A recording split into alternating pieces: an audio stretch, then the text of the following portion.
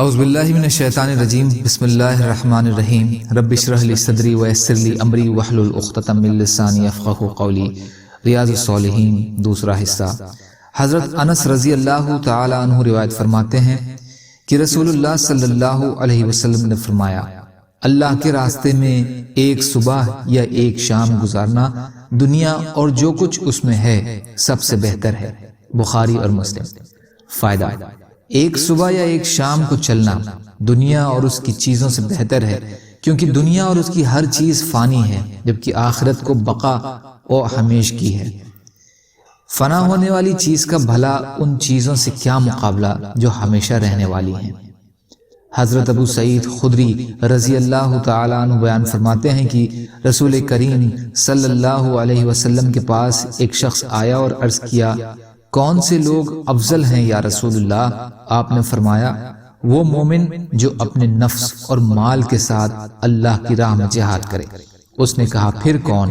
آپ نے فرمایا، وہ مومن جو پہاڑ کی گھاٹیوں میں کسی گھاٹی میں اللہ کی عبادت کرے اور لوگوں کو اپنے شر سے محفوظ رکھے۔ بخاری اور مسلم۔ فائدہ: یہ روایت پہلے گزر چکی ہے۔ شعب یعنی گھاٹی، پہاڑ کے بیچ یا دو پہاڑوں کے بیچ راستے اور پانی کی گزرگاہ کو کہتے ہیں۔ مطلب یہ ہے کہ شہروں میں جب فتنے عام ہو جائیں اور دین کو بچانا مشکل ہو جائے تو ایسے حالات میں اپنے دین اور ایمان کے تقاضے کو پورا کرنے کے لیے جنگلوں، پہاڑوں اور غیر آباد علاقوں میں جا بسنا یہ بھی بڑی فضیلت والا عمل ہے۔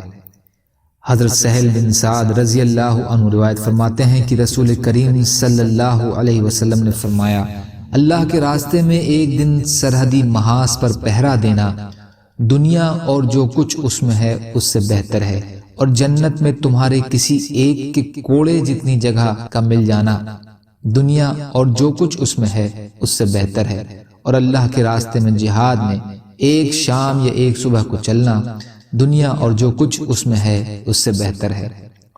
بخاری اور مسلم۔ رباط کے معنی دشمن کی چلت پھرت پر نظر رکھنے اور اس کی اپنی سرحدوں سے دھکیلنے کے لیے اپنی سرحد اور مورچے پر ہتھیار باندھ کر بیٹھنے کو کہتے ہیں۔ حدیث میں رباط کی اس فضیلت سے مقصود جہاد کی ترغیب ہے، اور جنت کی تھوڑی سے تھوڑی جگہ کی فضیلت کا بیان کرنے سے مقصود دنیا کا جنت کے مقابلے میں کوئی بھی اہمیت نہ رکھنے کی طرح ہے۔ یا اللہ ہم سب کو کہنے سننے سے زیادہ عمل کی توفیق عطا فرمائے۔ یا اللہ مظلوموں کی مدد فرمائیے، ہم سب کو اپنی استعداد کے بقدر اپنا حق ادا کرنے والا بنائیے۔ یا اللہ رحم کا، کرم کا، عافیت کا، درگزر کا، فضل کا معاملہ فرمائیے۔ یا اللہ سچی توبہ کی توفیق عطا فرما دیجیے۔ یا اللہ ظاہری اور باطنی فتنوں سے ہماری حفاظت فرمائیے۔ یا اللہ دین کا کام کرنے والا بنا دیجیے۔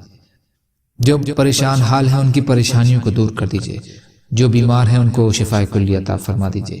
سبحانک اللہم بحمدک اشہد ان لا الہ الا انت استغفرک و اتوب الیک۔ سبحان ربک رب العزت عما یصفون وسلام علی المرسلین والحمد للہ رب العالمین برحمتک یا ارحم الراحمین۔ والسلام علیکم۔